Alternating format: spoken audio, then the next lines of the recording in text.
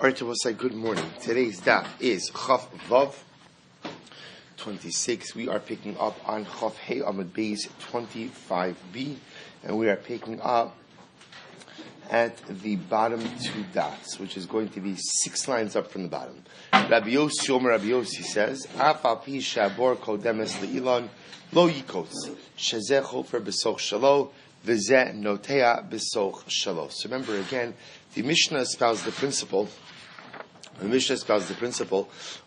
the concept of the setback from the Elon from the bar, and as well as in the event that there is a conflict between the Elon and the bar, who is responsible to remedy the conflict. The Mishnah then brought down the sheet of Rabbi Yossi, and Rabbi Yossi pretty much says anyone could do whatever they want in their respective property. As long as I'm operating within my property lines, I can do whatever I want, even if it turns out that as a result of my actions, you are negatively impacted. So the Gemara is going to define the scope of Shitas Rabbi Yossi. Am Rabbi Yehuda Shmuel halach Rabbi Yossi. So Rabbi Yehuda says the name of Shmuel. The halacha follows Rabbi Yossi. Rabbi Yossi's principle again is Zeh oseh b'soch shalo, v'zeh oseh b'soch shalo. Each one does whatever he wants within his property. I can't impinge on you, you can't impinge on me. Amar Rav Ashi, ki avon be'Rav Kahana. So Rav Ashi says the following: when I was in the home of Rav Kahana, Hava Aminon, they would say, Modi Rabbi Yossi begire didei. That Rabbi Yossi was Moda, Rabbi Yossi was Moda gire didei. So also we've seen this concept already a number of different times. Gire didei, or gire delay, depending on the girsa, ultimately means the following. First, I'll take a look at Rashi for just a moment. Halacha Rabbi Yossi, shalanizak laharchis esatzmo. So the first thing the Gemara says over here, the name of Shmuel, is that halacha lemaisa, we pass on like Rabbi Yossi, namely, that it is incumbent upon the damaged party to distance himself. It is not the damager who must distance, rather, again, it is the damaged party who must distance. Comes along Rav Ashi and says, when I was in the yeshiva of Kahana, so they said, even Rabbi Yossi agrees that begirei didei, it is ala mazik laharchik. As well, so what does that mean? Rabbi Yossi, the paradigmatic case that the Gemara is using over here is the following. That the Mishnah says, I have to distance an Elon from the bar 25 amos. So if I have a tree and my neighbor has a bar, I have to make sure that I plant my Elon at least 25 amos away from the bar.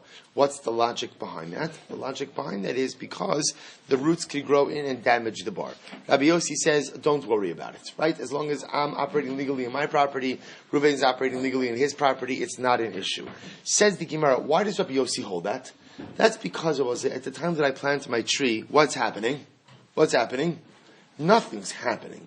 The concern is that over time, the roots will grow out and the roots could damage the bar.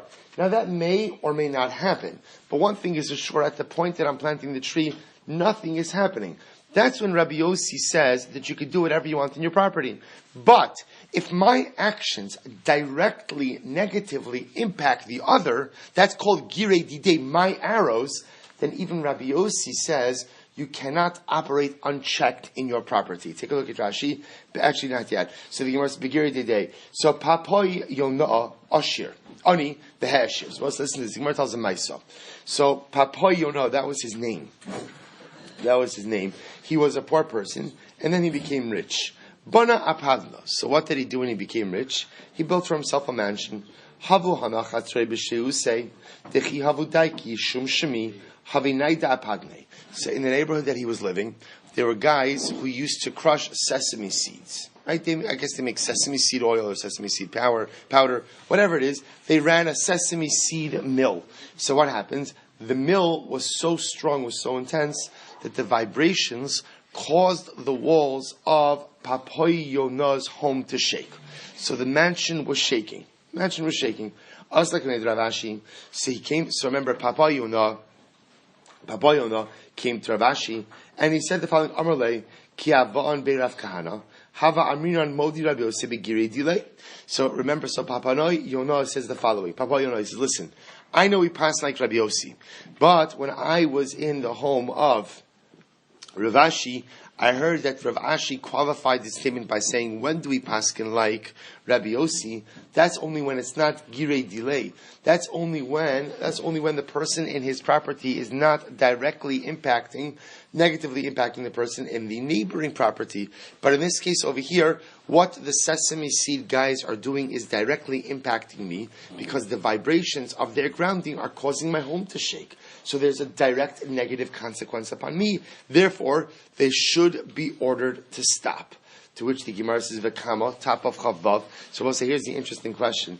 This is actually an interesting shaila, which is, so how much vibration is considered to be a disruption for the neighbor?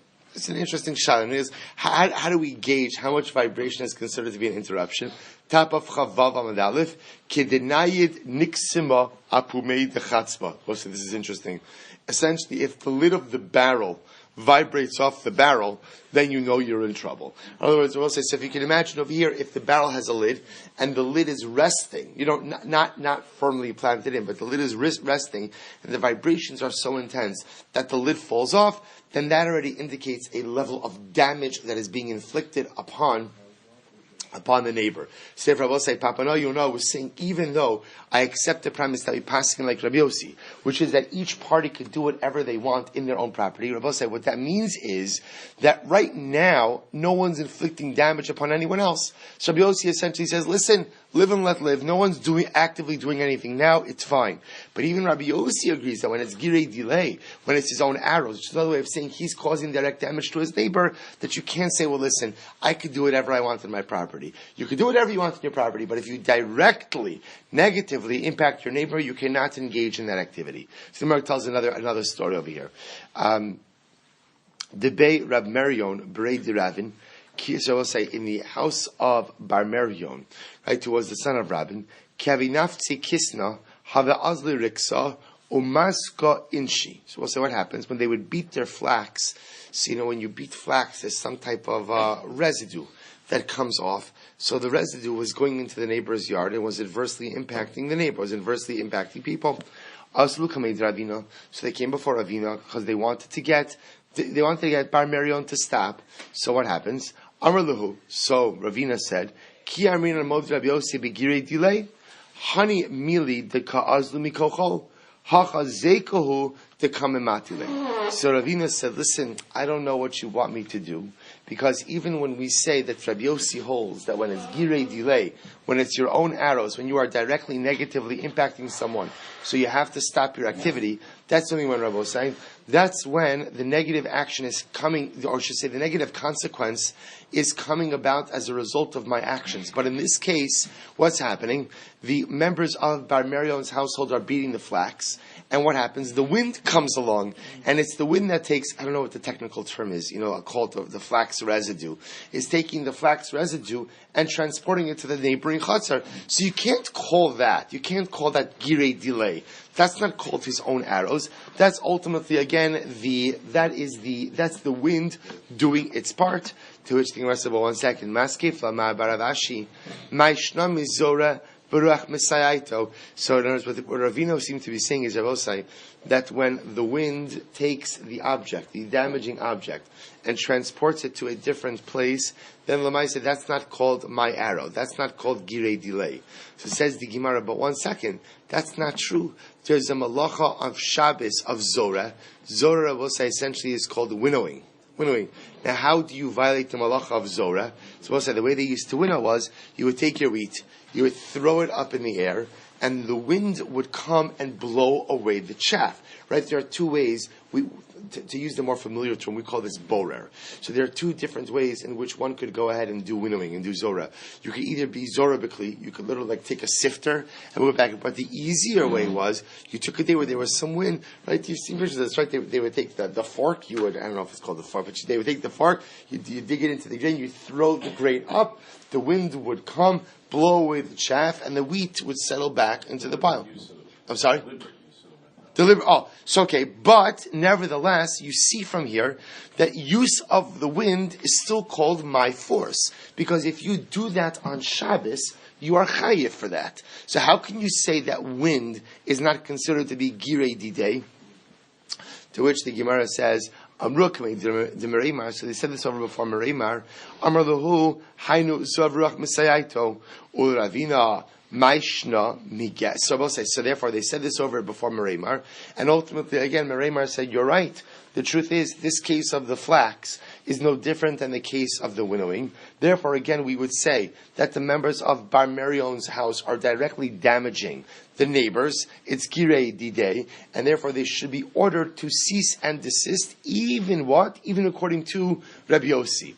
So it says the Gemara, Ul Ravina, Maishna, Megetz Hayotze, Mitachas Hapatish Vehizik, V'chai L'Shem. So we'll say, now, according to Ravina still apparently paskin that Lamaisa, the members of Bar Merion's house don't have to stop with the beating of the flax, because he still felt that Lamaisa, again, since it was the wind that was carrying the flax residue, therefore, again, they should not be chayiv. To which the Gemara says, well, why should this be different than the case of the spark that flies out from underneath the hammer? Vezik. So I imagine the following scene. I guess forging metal is the right term. So what happens? I go ahead and I'm forging metal. I'm slamming down my hammer against the metal. A spark flies out and goes ahead and damages your property. What's the halacha? Chayiv l'shalim. Right? So we'll say, I am chayiv to go ahead and pay for that. Look at Rashi. Rashi says, "Gets hayotzeis min habarzal kishapatish makishalav." This is the spark that flies out from the hammer, that flies out from the metal when the hammer comes down against it. Chayiv v'hari holichan aruach. Now, we'll say, remember again, how does that spark get from my property to my neighbor's property? The wind, and yet what? You see that I'm chayiv. To which Ravina will say, here's the difference. Hasam nechale delezel hacha delezel. We'll say, here's the difference. In the case of the spark, it is in my best interest. I don't want that spark to land here. I want that spark to go elsewhere. Now, lav dafka that I want that spark to go ahead and damage my neighbor's property.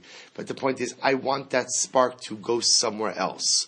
Why? Because the Maisa, I don't want that spark damaging my property. So my kavana is that it moves away. Look at Rashi. He says, Nechale delezel, luchutz, shlo yadlik es beso. I would rather this move away from my property in order that I not set my house on fire. Hacha lo nechale delezel. I'll say, on the other hand, the Maisa, again, by the case of the flax, the people of Bar Merion's household, they don't care if the flax residue leaves the property. I mean, they don't, for all they care, it could fall right on the ground there. They don't need it to go anywhere. It happens to be that the wind takes it and takes it on its own. So we'll say, so again, how do we paskin in this machlokes between the Tanakama and Rabbi Yossi? So I will say, interestingly enough, we paskin like Rabbi Yossi. We paskin that Kishem Shazet, this is the Shulchan Aruch, in Choshen Mishpat, Simen Kuf Nun Hey Sif Lamed Beis. And we pass, I'll just read to you the last line of the Shulchan Aruch, Kishem Shazeh Chofer B'Sok Shalo, Kach Zeh Notea B'Sok Shalo. So I will say, the way we paskin is, you can do what you want in your property, I could do what I want in my property. But again, to be explicitly clear, this is when, at this point in time, neither of us is going ahead and adversely impacting the other. So, for example, if you have a bar in your property and I want to plant a tree, so remember again that Tanakama will say, well, you need a 25 amos setback because those roots can grow out. Rabbi Yossi will say, no, I don't. No, I don't. Why? Because at the time that I'm planting the tree, I will say, what am I doing to my neighbor? Nothing. So because I'm not doing anything right now, we say Zeo Sebasok Shalo, Vizeo Sebasok Shalo. We'll say, well, what happens if the roots grow out? So we will discuss that. There's a remedy for that. There is a remedy for that, but at least Lamaisa we paskin like Rabbi Yossi, that Alocha Lamaisa again, Alocha Lamaisa, we say that Zeo Sebasok Shalo, Vizeo Sebasok Shalo. Furthermore, we paskin like Rabbi Yossi in the other respect as well, which we say Al Hanizak Laharchis es atzmo. That at the end of the day, if I'm being damaged by someone else, the responsibility is upon the damaged party. The party is being damaged to distance himself from the source of the damage. That is a principle that we will espouse a bit more in coming sugyas. But that's what we pass like Rabbi Yossi on both of those counts. Number one, ala nizak laharchis es atzmo. Number two, ze'o se b'soch shalo, v'ze'o se b'soch shalo. Beautiful. Says the Mishnah, lo yita adam ilan samach l'sad chaveiro.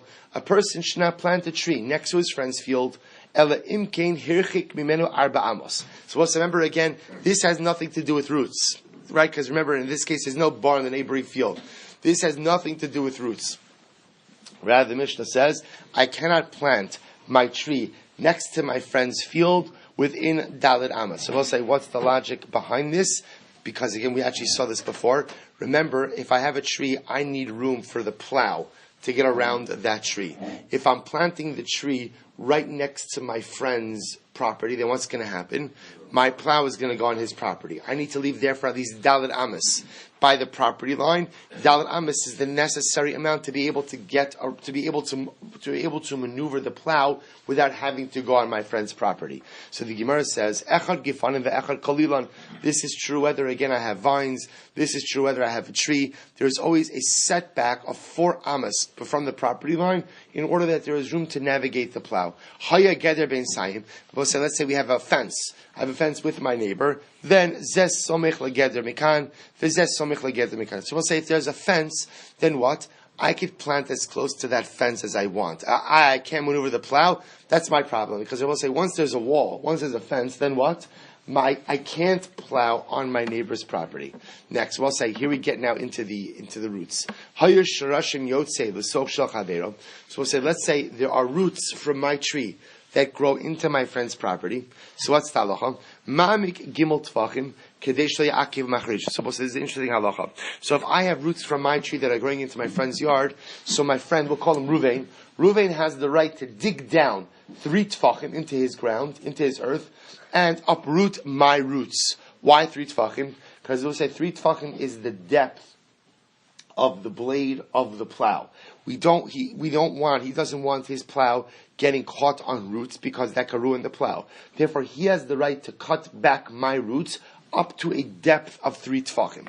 So the Gemara says, Hayachofer, bor siach umara. I will say, now that's fine for plowing. What happens, however, if Ruvain wants to go ahead and dig a pit? Siach umara, I will say these are all different types of, siach umara is a rectangular pit, a deeper pit, all right, a roofed pit. So in all of these cases, kotzeitz v'yorid va'etzim shlo. So I will say in all of these cases, I could dig down as deep as I need to. I could remove any roots that are in the way of my digging, va'etzim shalo, and he gets to keep the eitzim, he gets to keep the wood of the roots. Now, the shayla we're going to discuss is, who is the he? Right? Who is the he? Who's getting to keep the wood? Who's getting to keep the roots? Is it Ruvain, or is it me, the owner of the tree? That we'll see. Says the Gemara Tana, so we'll say, when we say that the Mishnah says that there has to be a setback, a 4 amos setback from the property line, that's in order that's what? That's in order that my plow could get around it without it having to go into the neighboring field. So Amar Shmuel lo shanu ela b'eretz Yisrael. So it says Shmuel, that's only true in Eretz Yisrael. Aval beBavel shtei amos. But I both say in Bavel, all you need is 2 amos. So both say, so what's the difference between plowing in Eretz Yisrael, plowing in Bavel? So watch this. In Eretz Yisrael, they needed much more significant plows. Why? Because the soil in Eretz Yisrael is much rockier. In Bavel, the soil is much finer, so you can accomplish a lot even with a smaller plow. So in Eretz Yisrael, you need an area of 4 amos in order to navigate your plow. In Bavel, you only require ultimately a plow, or I should say an area of 2 amos to navigate your plow. That supports this. The Brisa says you can only plant your tree next to the field of your friend if there's a setback of 2 amos. But that's a contradiction. We'll say Vahat anan tanan. First wide line. But yet we learned arba amos. We'll say we learned you need 4 amos in the Mishnah. Rather, Rabbi say it must be like Shmuel said. The Mishnah is talking about Eretz Yisrael, and the Brisa is talking about Bavel. In Eretz Yisrael, you need 4 amos because the soil is rockier. You need a more zaftig plow. But in Bavel, ultimately, again, the soil is finer, and therefore, again, all you need is 2 amos to navigate that plow. So we'll say there are others who arrange this exchange as a question. What's the question? Tanan, we learned, Lo yita adam ilan samoch l'sadeh chaveiro, ela imkin hirchak mimenu arba amos. So we learned that a person should not plant the tree next to the field of his friend, unless, of course, he distanced it Dalet Amos. I b'had Tanya Shtei Amos. Also, we learned in a Brayso that you only need 2 Amos. Amar Shmuel lo Kashya, kan beBavel, kan be'Eretz Yisrael. It's not a contradiction of also, rather 2 different places. The Mishnah is talking about Eretz Yisrael, and the Brayso is talking about Bavel. Good. So it says the Gemara the following: Rava bar Rav Chanan havulei hano dikli amitzvah de pardisi Rav Yosef. So this is a riveting ma'isa. A riveting ma'isa. So listen to this. So we'll say, Rava bar Rav Chanan had palm trees. Okay, so Rava has the palm trees, and he is a neighbor with Rav Yosef. We'll say, can you imagine that neighborhood? Right, so Rava is living in one house, Rav Yosef is the neighbor. Can you imagine the property values, right? And that's amazing. So we'll say, listen to this. So Rava has palm trees. Rava has palm trees right next to the Pardes, right next to the orchard of Rav Yosef. Actually, in this case, Pardes, as we're going to see, really means a vineyard. Okay, so what happens? Havu asut sipore. So birds would come, Yosfi bedikle, they would sit on the palm trees of Rava, v'nachsi bepardes umafsidale. And I will say, what happens? After the birds were perched on the palm trees of Rava, they would swoop down into the vineyard of Rav Yosef, and they would damage the vineyard. Amrlei zilkots. Rav Yosef said to Rava, you need to cut down your palm trees, or at least cut back your palm trees. And we'll say, Rav Yosef's taina was like this. Rav Yosef was saying to Rava, essentially your palm trees are like the staging area for the birds to destroy my property. So your palm trees essentially are enabling the birds to directly destroy my vineyard. You need to cut them back. Amalei, v'ha'achikili. So Rava says, what do you want from me? I distanced my palm trees, Dalet Amos, from your property. In other words, I did halachically what I was obligated to do. So said back Rav Yosef, that setback was for trees. So that setback of Dalet Amos is when you have trees and your neighbor has trees. But if your neighbor has a vineyard, that setback must be even more. To which Rava responds, Rav Yosef, that's not what the Mishnah says. But we learned, echad gifanim ve'echad kalilan. But yet we learned that the setback of Dalet Amos is independent of what your neighbor has planted, whether he has vines or whether he has trees. Amrlei, to which Rav Yosef responded, Hani mili ilan le'ilan, ugifanim legifanim. That is true when both neighbors have the same like item planted. About ilan legifanim ba'inan tfeir. But says Rav Yosef to Rava, when one neighbor has vines and the other neighbor has a tree, there is even a greater setback that is demanded. So let's listen to this. So we'll say, this is very interesting. So now, this exchange is fascinating. So Rava says to Rav Yosef, essentially, fine. You've convinced me that perhaps I should cut down the trees. But I'm going to be honest with you. Ana lo kayatzna. I am not cutting down the trees. Right? Great argument, I'm not cutting down the trees. Now, both say, now you're going to see why. Now, remember, these are fruit-bearing trees. I'm not cutting down the trees. Domarav, hai dikla de ta'in kaba, asul miksiye. Because Rav said that say, if you have a palm tree that produces at least a kav of fruits, you're not allowed to cut it down. Say, remember, this falls under the category of what? A baltashchis. I'm not cutting down a fruit tree. I'm not cutting down. Now, I want to be clear, by the way. It's not real baltashchis. The halacha is, baltashchis means unnecessary, wanton destruction of fruit trees. If there is a need, but this question comes up all the time. Let's say somebody's doing work on their house or something. They happen to have a fruit tree. So you could cut down the fruit tree if you're expanding your home and you need that property. Because that's not called unnecessary. Unnecessary is kishmo keinu, unnecessary. So on a technical level, I will say, if there's a halachic mandate to cut down the fruit tree because it's impeding on someone else's property, on a technical level, that's not called baltashchis. But yet still Rava says, I'm not cutting it down. He says, Amar Rav Chanina, listen to this. This is a very dramatic statement. Rabbi Chanina said, Lo shachiv shichas b'ri, ela dekatz te'inasa below zimnei. And Rav Chanina said, my son Shichas only died because he cut down a sapling of a fig tree. So in other words, we'll say, so Rav Chanina attributed the premature death of his son to the act of cutting down the sapling of a fruit tree. So essentially, Rava says, I'm not doing it. I'm not, even if you want to say I should do it, I'm not doing it. But look at the offer that Rava says, Mar, right?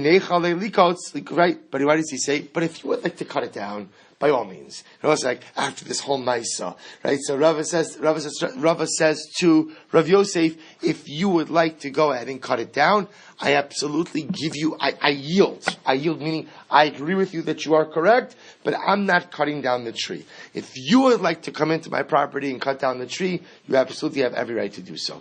So the Gemara says the following, Rav Papa, Havale, Hano Dikali Amitzah Rav Huna Braid Rav Yoshua. So listen to this. Rav Papa had palm trees, so Rav Papa had his field, and he had palm trees, and he bordered the field of Rav Huna Braid Rav Yoshua. Okay, so Rav Papa's got the palm trees, Rav Huna's got nothing. I don't meaning he's got nothing going on in this field. So what happens? Azal Ashkachei. So I will say one day, Rav Papa comes home, and Azal Ashkachei to have a chafer v'kakait shrashav. So Rav Papa comes home one day, he finds Rav Huna digging in Rav Huna's field. Right? Rav Huna's digging in his own field, no problem so far. But what is Rav Huna doing? Rav Huna is cutting back the roots of Rav Papa's palm trees that have grown into his field. He's cutting back the roots. Amalei Mahai. So to which Rav Papa says, "What's up?" Right? Meaning, what's going on over here? What are you doing? Amalei Tanan. To which Rav Huna responded, Amalei Tanan. Hayu shrashim yotze l'soshal chavero ma'amik shlosha kadesh li'akev macharisha. To which Rav Huna responds, Rav Papa, listen, Rav Papa, there is a Mishnah. What does the Mishnah say? The Mishnah says that if your neighbor's roots grow into your field, you are permitted to cut back the roots to a depth of 3 tfachim, in order that what? In order that they not interfere with the plow. So essentially, if we're going to say, listen, I'm thinking about doing some plowing, so I'm going ahead and digging down and cutting back your roots up to 3 tfachim. Amarle, hani milishlosha, marka chafer tfei. To which Rav Papa responds to Rav Huna, that's fine. The license of the Mishnah is what? To go to a depth of 3 tfachim. You're going to town over here. You're going much deeper than 3 tfachim. Amarle, ana boros sichinu ma'oros kachafarna. To which Rav Huna responds to Rav Papa, because I'm not plowing. What am I doing? I'm digging ditches. Right? I'm digging boros. So remember again, what does the Mishnah say about boros? The Mishnah says that for boros, what? You go down as much as you need to, and you could cut back whatever roots you need. This na hayechofer bar siachumara kotzeitz v'yorid va'etzim shalo. Amra Papa amri le kuli v'lo yochli le. So also listen to this. Look at Rashi. Amri le kuli haveti lo rayos harbe shal yakos. So Papa said, listen, I unloaded my Talmudic arsenal, and I gave him every single argument I possibly could that should tell him that he should not be allowed to cut back the roots. Amud Beis, Ad the Amr Leha. Until he said to me the following. Ad the Amr Leha. The Amr Rav Yehuda, Meitzer Shech Ziku Bo Rabim, Aser Lekalkalo. So we'll say ultimately again, that Papa said the final convincing argument I was able to make to him was the following. Well, so we actually touched on this, so it's a fascinating halacha. If you have a strip of land to which the rabbim laid claim, if you have a strip of land that this comes up all the time. I have property, I buy a house, and it turns out that what? I find out, of course, the original owner happened to leave out this piece of information, which is my backyard happens to be the neighborhood cut through, right? Everyone, Klav Yisrael, like Kriyas Yamsuf over here, right? You know, Sheshmos Rivavos Ish come through my backyard every single Shabbos to get to shul, right? Now again, so my reflexive reaction is, no, my reflexive reaction is, Baruch Hashem, if I could be Mahana another Jew, of course, I'm going to set up Danish and coffee, I'm going to make a mamish like a whole Eshel out there. But after that, it could be my wife is not as happy with it, right? So what happens? So we'll say, this comes up all of the time, where you have a Meiser Shech Ziko Borabim. You have a pathway that has become established as a public thoroughfare over time. So we'll say, so by the way, again, we will actually get into this sugya and discuss what happens with pathways like this. But for our purposes today, let's assume right now that once the rabbin has laid claim, and once the rabbin says we have used this for a sustained period of time, an individual does not have the right to take back that piece of property. Look at Rashi. Shech ziku bo rabbim la soso lahen derech asr lekalkalo afa pishu shal yochid va'ano nami ha achzikili. So what is Rav Papa saying to Rav Huna? Rav Papa is saying, listen, I have a chazaka for my roots on your land. How so? Those roots didn't just spring up there. Those roots have been there for years. So I essentially have a chazaka that my roots could occupy your subterranean space. I have a subterranean chazaka. Therefore, again, you have no rights to now cut back my roots. So this is the argument that Rav Papa advances to Rav Huna. The Basra dinafak. So listen to this. So Rav Papa leaves, and of course Rav Papa is very happy. Why is Rav Papa happy? Because Rav Papa essentially has gotten Rav Huna to stop cutting back the roots. So after Rav Papa leaves, Amri Bossa, you ever have an exchange like this where somebody gets the last word, and after they leave, you're reviewing the conversation in your head, and you say to yourself, why didn't I say this? Or why didn't I say that? So Rav Papa leaves, and Rav Huna says, Amri, Amai lo Amri le. I should have. So this is now Rav Huna saying, why didn't I retort? Why didn't I say back to Rav Papa, Kan besoch sheishes ve'amo, kan chutz l'sheishes ve'amo. We'll say, here's what we're going to establish. The halacha is, as we're going to see, a tree draws nutrients primarily from the first 16 amos of roots. So roots that extend past the first 16 amos are not really primary or necessary for the nutrients and nourishment of the tree. So when do we say, what Rav Huna says back to Rav Papa, when is it that you have a chazaka for your roots? When is that? At most, that's when? The first 16 amos of roots. Because those are the primary root area. But after 16 amos of roots, you have no chazaka. And it turns out that what part of the root system was Rav Huna uprooting? He was uprooting from, we'll call the 17th amma and on. He was not touching the first 16 amos of the root system, and therefore really it should have been within his rights to go ahead and dig down and uproot that root system.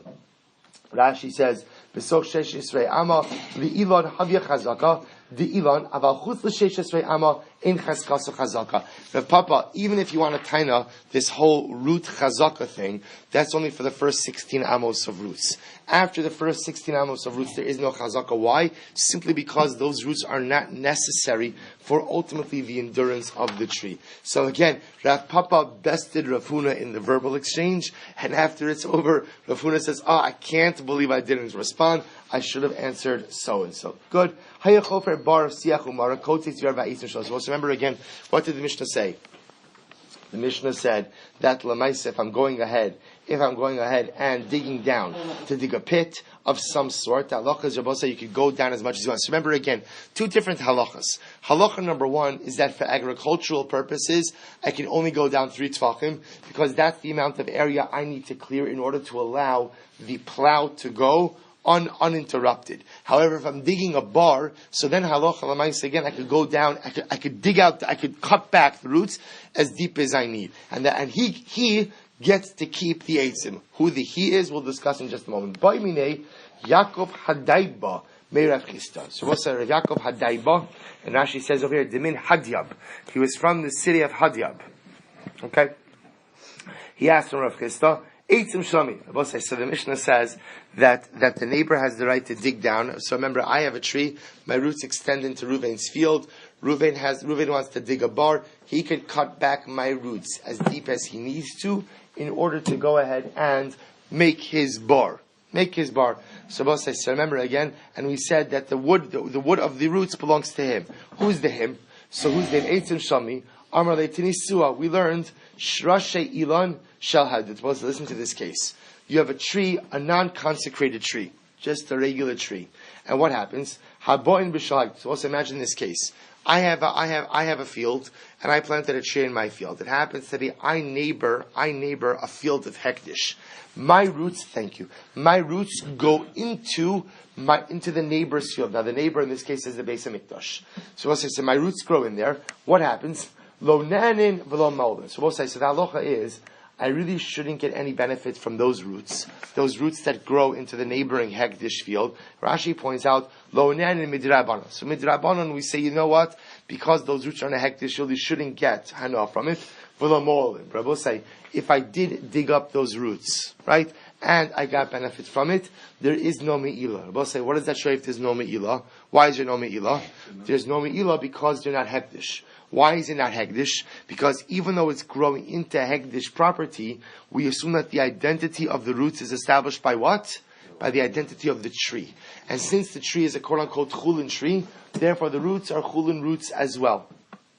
So we'll say, if you say that the identity of the roots goes after the tree, so mishum haki lamalin, we'll say that's why there's no din of mi'ilah, because the identity of the roots is forged by the tree. The tree is chulin, therefore again the roots will be chulin as well. But we'll say, if you say that the identity of the roots is forged by how? By the identity ultimately of the property, then what? Amai lo mo'alin. Then ultimately again, why is there no mi'ilah? In other words, we'll say, so you understand the ramifications of this discussion is not only for mi'ilah purposes. We'll say this goes to the core of our question. We're trying to figure out what, right? We've established that Ruvain has the right to cut back my roots if he wants to dig a bar. The shaila is what? Shaila is what? Who gets to keep the wood of the roots? So the Gemara is suggesting, again, we could kind of glean the answer from that, from this case of Hektish. What the Gemara seems to be saying over here is that there's a chulin tree whose roots grow into Hektish land. Those roots are not Hektish, which tell you that what? Which tell you that those roots belong to the tree, which would then tell me that what? And in this case, when Reuven's digging down, he has every right to cut back my roots, but who does the roots belong to? Me, the owner of the tree. To which the Gemara says, Ema Seifa, El Elamai, rather you have to say, Basra Ilan Azlinan. But also that the identity, and therefore by extension the ownership of the roots, are established by who? Are established by the owner of the tree. And therefore again, in this case, Shabbosai, even though Reuven has the right to dig down, cut back my roots, the roots themselves belong to me. But Ema Seifa, yet look at the end. Look at the end of this brisa. Shal hegdish haboin b'shal hegyot. Yet I will say, if you have a tree of hegdish that ultimately extends into hegyot, regular property, lo nanin v'lo mo'alin. So we'll say in that case as well, one ideally at least midrabana should not get hana from those roots. But if you did so, there's no me'ilah. To which the Gemara said, well, 1 second, the Basra Ilan Azlina. But if you see that the identity of the roots is forged by the identity of the tree, then if this is a tree of Hagdish, then the roots should be Hagdish as well. Amayla Mo'alin. Then ultimately, again, why would one not be responsible for Me'ilah? To which the Gemara says, Midei Irya, Bigidulin Haboin La'achar Mikanaskinan. We'll say, what are we dealing with over here? This is a case of what we call Gidulin Haboin La'achar Mikan. That I will say, now Gidulin Haboin La'achar Mikan means growths that come about after one has consecrated the item. They're both saying that this in general is an interesting discussion about if you're makdish an item, and then that item, quote unquote, grows. Do we assume that the hekdish status devolves upon the growth or not? That is a machlokes. So the Gemara says that's what's called gidul and abanach. So remember, in this case over here, what's happened? I've been makdish a tree, and then what happens? Baruch Hashem, the tree sprouts roots. So what do we say about the status of those roots? Are those roots hekdish or not? V'kasavar ein me'ulin me'ilah b'gidulin. And I will say, this particular opinion holds that what? There is no me'ilah when it comes to growths that come after the me'ilah, after the hektish consecration. And that's why I will say, even if the tree itself is hektish, the roots themselves, the roots that grow, the roots that are there at the time of the hektish, they become me'ilah. But the roots that grow afterwards, I will say, they become part of the hektish. The roots that grow afterwards will not be subject to the prohibition of me'ilah. Ravina says, no, there's a different distinction. Lokashya. Kan b'soch sheishes re'ama, kan chutz l'sheishes re'ama. So we'll say, Ravina goes back ultimately again to the previous distinction, which is, it depends. Roots of first 16 amos of roots that are necessary for the nourishment of the tree, those roots have the status of the tree itself. But ultimately roots that extend past the first 16 amos, which are not necessary ultimately again for the nourishment of the tree, those roots have the status of the field and not the status of the tree. So we'll say, we'll stop over here, we'll share with you a short vart on the parsha, but understand what's happening now. What's happening now is we're leaving a little bit kind of in the middle of this sugya. So we leave off with the machlokes ultimately of, well, not machlokes, we leave off with the ambiguity as to who is the owner of the roots. Is the owner of the roots ultimately again the owner of the tree, or is the owner of the roots the owner of the field? So that still remains to be seen. We'll resolve that machlokes in Hashem in coming dapim. So we'll say, No, that's why you're not touching the first 16 amos. That's why the Gemara keeps making that distinction.